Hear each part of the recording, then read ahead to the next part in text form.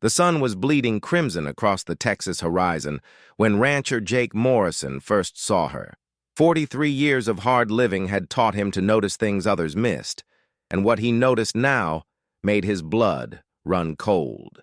There, tied to the weathered fence post at Devil's Cross, the old trading point where desperate folks came to make desperate deals, was a young woman. Her wrists were bound with rough rope, her dress torn and dusty, but it wasn't her condition that stopped Jake in his tracks. It was her eyes. Even from 50 yards away, he could see they held no tears, no pleading, just a strange, resigned defiance that reminded him of a cornered wildcat that had stopped fighting but hadn't stopped planning. Jake dismounted his horse slowly, his weathered boots crunching on the dry earth. The woman couldn't be more than 25, with auburn hair that caught the dying light like copper wire. She watched him approach with an intensity that made him uncomfortable, as if she were studying him, measuring him for something he couldn't understand. "Ma'am," he said, touching the brim of his hat, "looks like you're in a spot of trouble." She didn't answer immediately. Instead, she tilted her head slightly, and Jake caught something in her expression. Recognition? But that was impossible. He'd never seen this woman before in his life. "You're Jake Morrison," she said finally, her voice hoarse but steady. "You own the Double M Ranch 15 miles north of Redemption Creek." Jake's hand instinctively moved toward his gun. "How do you know that?" Before she could answer, the sound of approaching horses echoed across the desert. Two men rode hard toward Devil's Cross, their faces grim with purpose. Jake recognized them immediately, the Cartwright brothers, Tom and Samuel. Hard men with harder reputations, known for their cattle rustling and worse. "Well, well," Tom Cartwright called out as they approached. "Looks like we got ourselves an early bidder, Sam." Jake's jaw tightened. "Bidder for what?" Samuel Cartwright, the younger and meaner of the two, spat into the dust. "Our sister here. She's got debts to pay, and we're collecting." "Your sister?" Jake looked between the bound woman and the two men.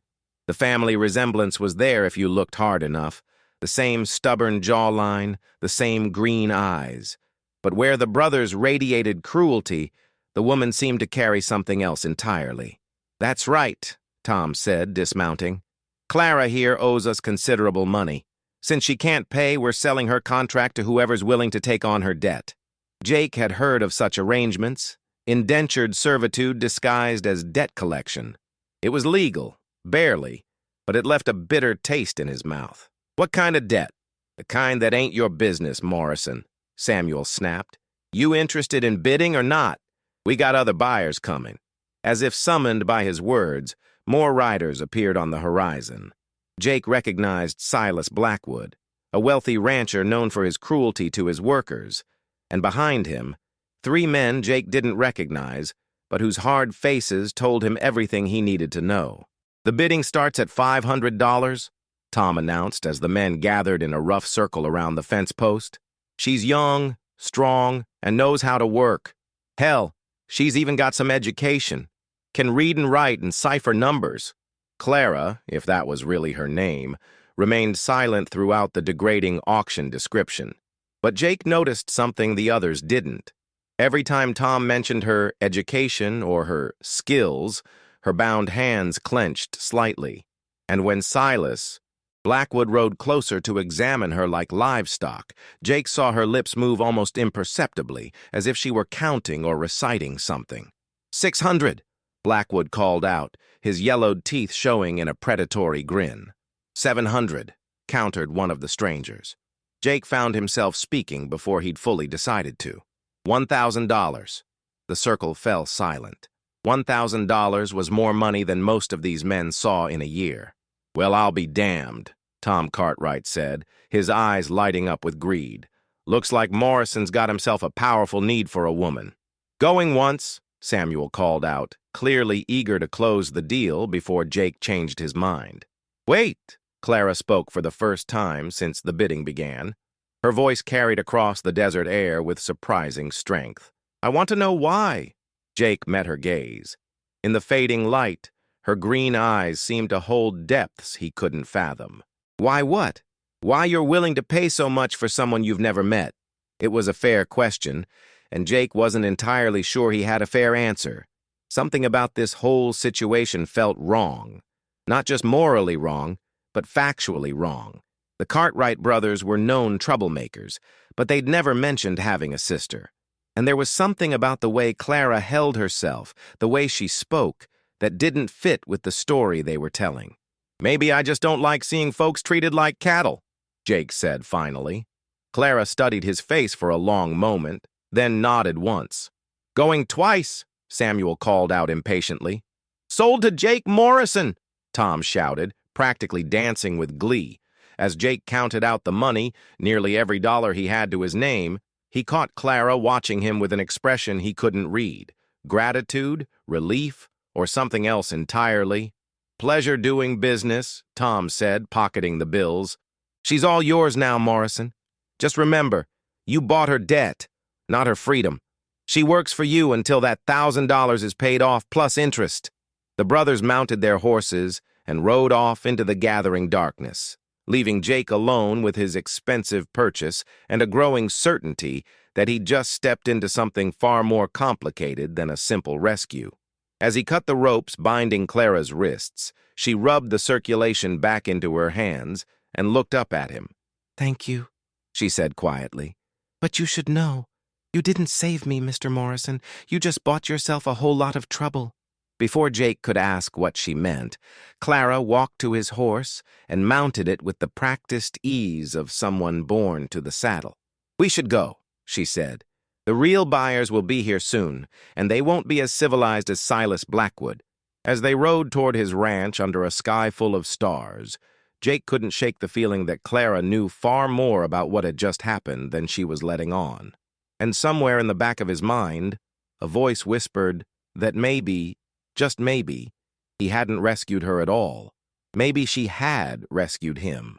The Double M ranch house sat like a weathered sentinel against the star-drunk sky, its windows glowing yellow with lamplight.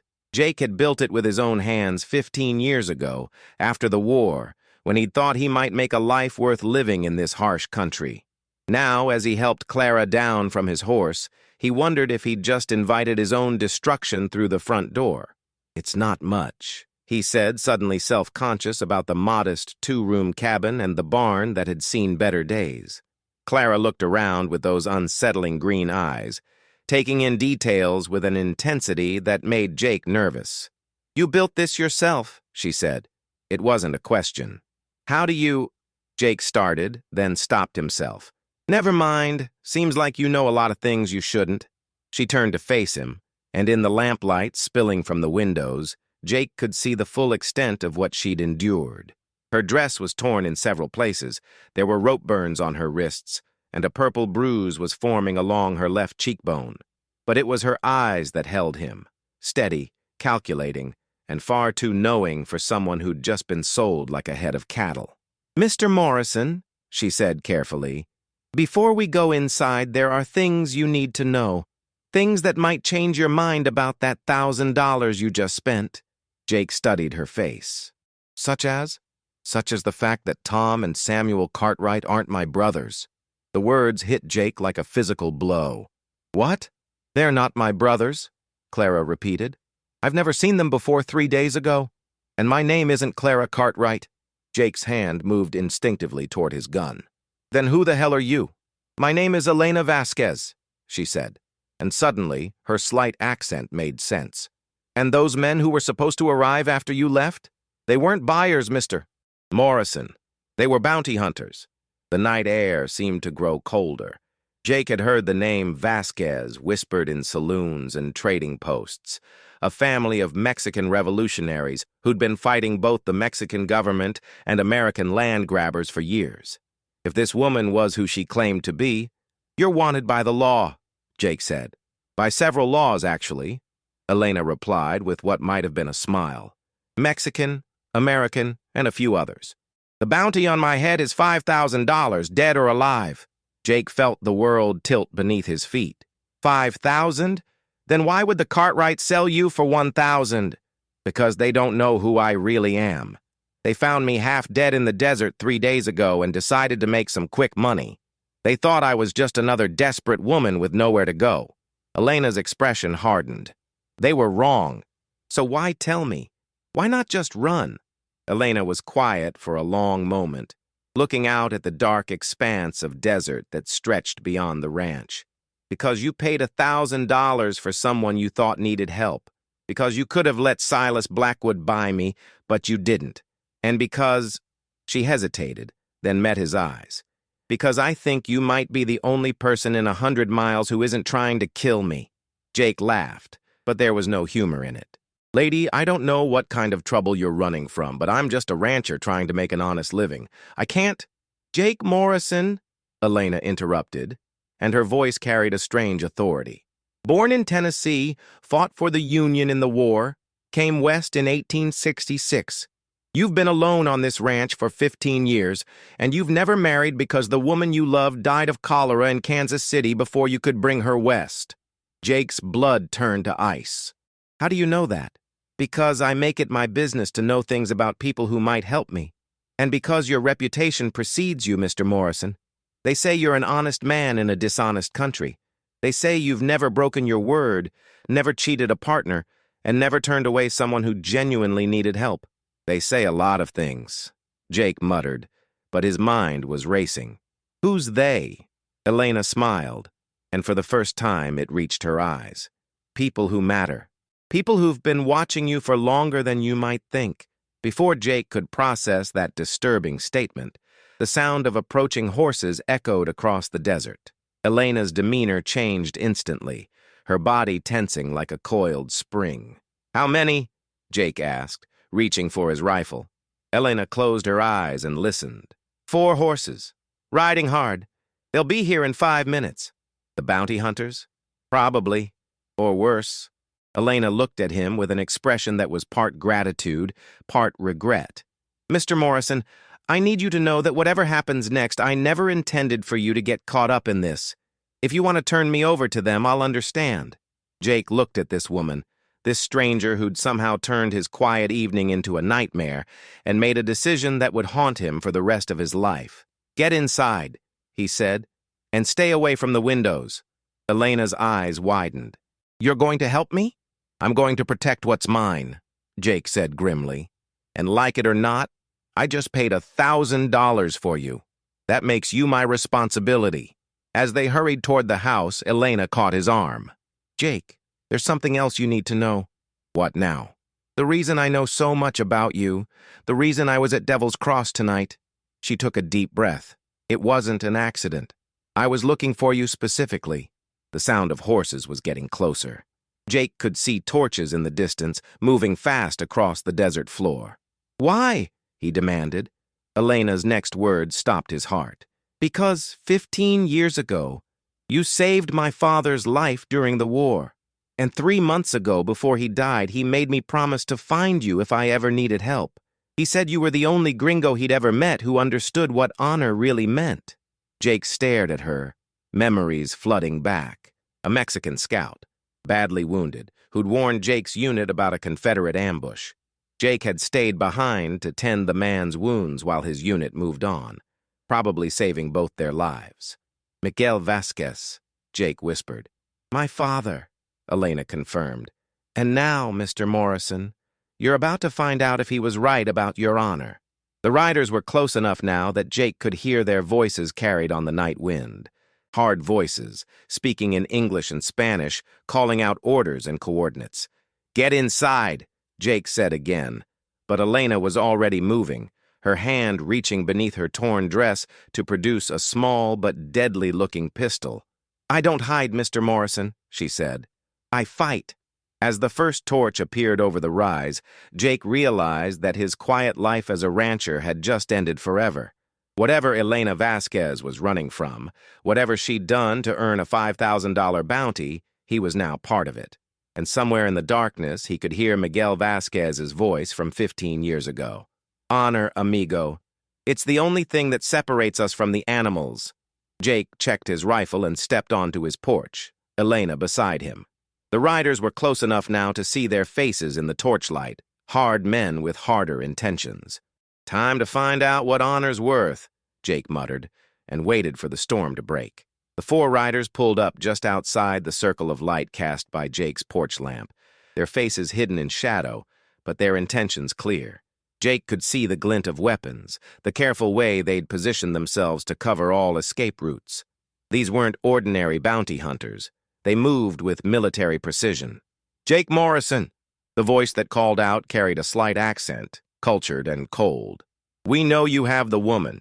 Send her out and no one needs to get hurt." Jake stepped forward, his rifle held casually but ready. "Don't know what woman you're talking about, friend. Just me and my cattle out here." A harsh laugh echoed across the desert. "Please, Mr. Morrison, we tracked her here. We know about the auction at Devil's Cross. We know you paid the Cartwright brothers $1,000 for her." Beside him, Jake felt Elena tense.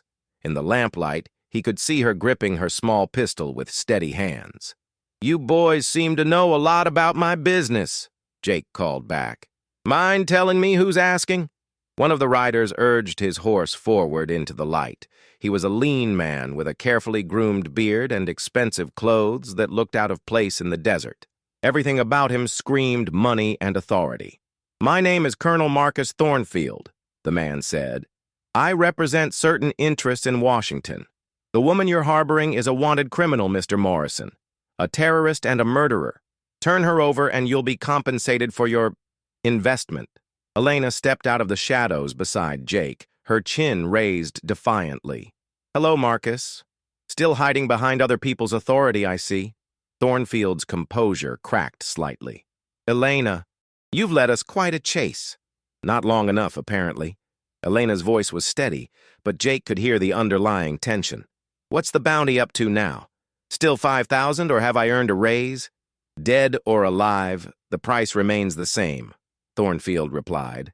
"Though I admit alive would be preferable. There are questions that need answering." Jake looked between Elena and this Colonel Thornfield, pieces of a larger puzzle starting to fall into place. "You two know each other." "Oh, yes," Elena said, never taking her eyes off Thornfield. "The Colonel and I have quite a history. Don't we, Marcus?" Thornfield's smile was cold as winter. "Indeed we do. Tell me, Elena, have you shared with Mr. Morrison the true nature of your crimes? Have you told him about the train?" Jake felt Elena stiffen beside him. "What train?" "The Union Pacific, 3 months ago," Thornfield continued, his voice carrying across the desert like a death sentence. "Derailed outside of Santa Fe. 12 people died, Mr. Morrison, including women and children." "That's a lie," Elena said, but Jake heard something in her voice. Not denial, but something more complex. "Is it?" Thornfield leaned forward in his saddle. "Tell him about the gold, Elena. Tell him about the payroll you stole. Tell him about the innocent people who died because of your revolution." Jake's mind was reeling. A train robbery. 12 dead. If Elena was responsible for that. "It wasn't supposed to happen that way," Elena said quietly, and Jake's heart sank. She wasn't denying it. "But it did happen," Thornfield pressed. "Just like the bank in Tucson, just like the supply depot in El Paso. How many more have to die for your father's lost cause?" "My father's cause was justice," Elena snapped, her composure finally cracking. "Your government stole our land, murdered our people, and called it manifest destiny. We fought back the only way we could. By killing innocents. By fighting a war." Elena's voice rose. "A war your people started when you decided our lives didn't matter." Jake found himself caught between them, the weight of Elena's confession settling on his shoulders like a lead blanket. 12 people dead, women and children. "Mr. Morrison," Thornfield said, his voice reasonable now, almost gentle. "I can see you're a decent man. You thought you were helping someone in need, but this woman is a killer. She's manipulated you, used your good nature against you. Turn her over and you can go back to your quiet life. Refuse, and you become an accessory to her crimes." Jake looked at Elena, seeing her clearly for the first time. The defiance was still there, but underneath it was something else. Pain, regret, and a bone-deep weariness that spoke of too many hard choices and too many sleepless nights. "Is it true?" he asked quietly. "The train?" Elena met his eyes, and in them he saw the answer before she spoke. "Yes, but not the way he's telling it. 12 people died, Elena," Jake said. "How is there another way to tell that?" "Because we weren't trying to rob the train," Elena said, her voice barely above a whisper. "We were trying to stop it." Thornfield laughed harshly. "Stop it? From what?" Elena turned to face him, and Jake saw tears glittering in her eyes. "From carrying smallpox into the Navajo reservation. From delivering blankets infected with disease to kill an entire tribe." The desert fell silent except for the whisper of wind through the sagebrush. Jake felt the world shift beneath his feet once again. "That's impossible," Thornfield said, but something in his voice had changed. "Is it?" Elena's voice grew stronger. "Tell him about the special cargo, Marcus. Tell him about the government contracts. Tell him about the final solution to the Indian problem." Jake looked at Thornfield and saw the truth written across the man's face: horror, guilt, and the desperate need to silence the woman who knew too much. "You're lying," Thornfield said, but his hand was moving toward his gun.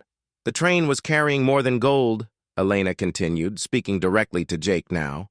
"It was carrying death, deliberate, calculated genocide. We tried to stop it, to derail it safely in the desert where no one would be hurt, but something went wrong.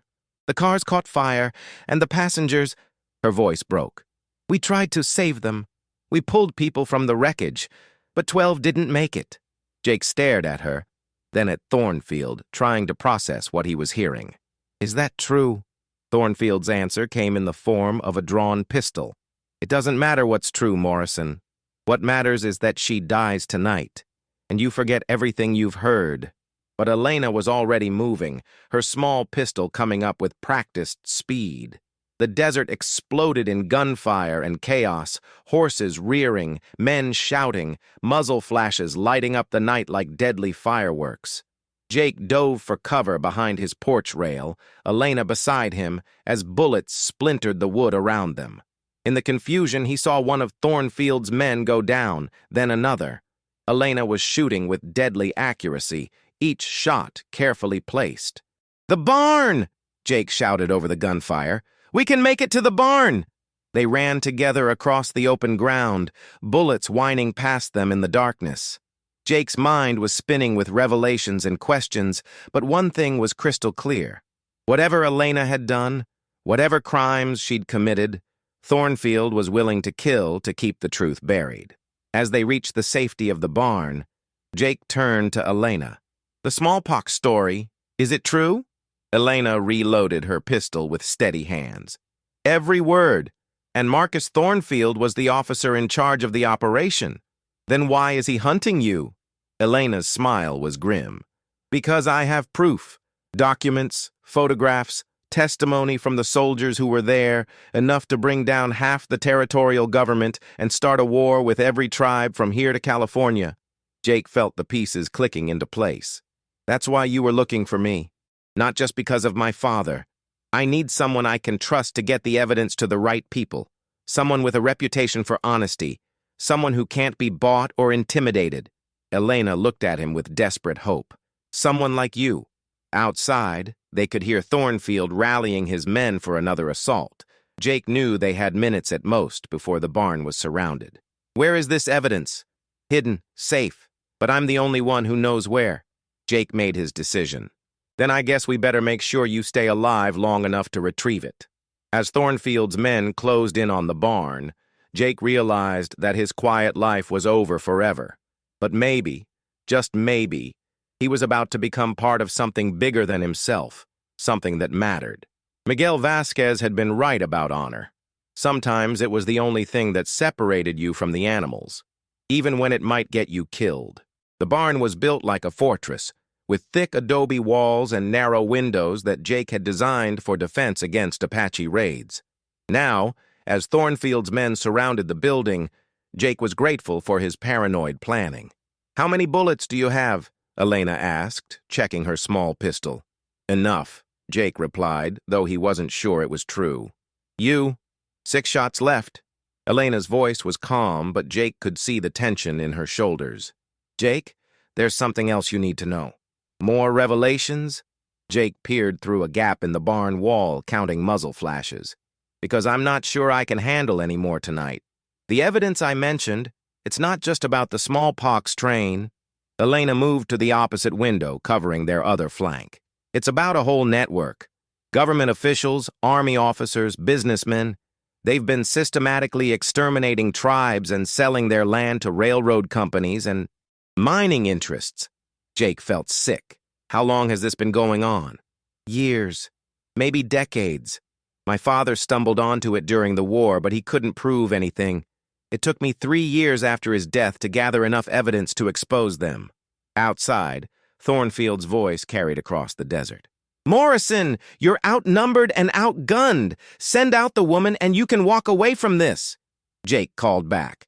How do I know you won't just kill us both? Because you're not the target.